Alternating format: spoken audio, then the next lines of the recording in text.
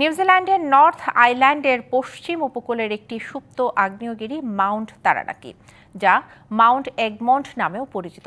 সম্প্রতি এই পর্বতটিকে দেয়া হয়েছে মানুষের সমান আইনি অধিকার। দীর্ঘ লড়াইয়ের পর এই অর্জনে খুশি মাওরি জনগোষ্ঠী। মাউন্ট তারানাকি পর্বত, এই পর্বতকে পবিত্র ও তাদের পূর্বপুরুষ বলে মনে করে নিউজিল্যান্ডের স্থানীয় মাওরি জনগোষ্ঠী।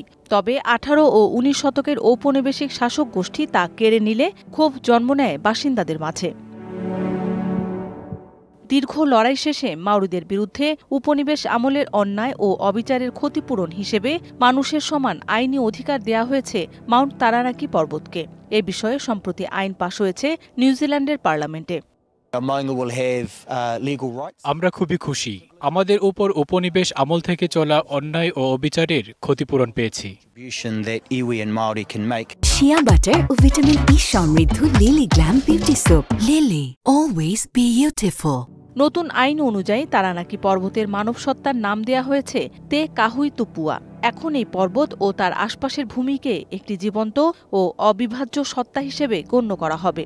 এতে পর্বতটির সংরক্ষণ, ঐতিহ্যগত ব্যবহারের বিষয়েও সিদ্ধান্ত নেওয়া হবে।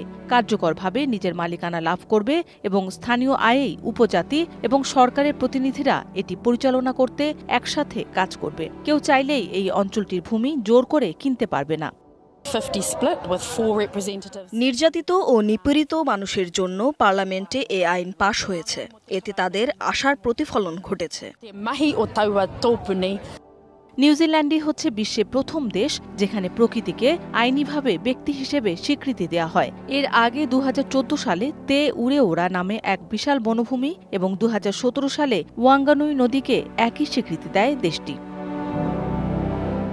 মৌসুমী শান্তা, ডিবিসি নিউজ ডেস্ক।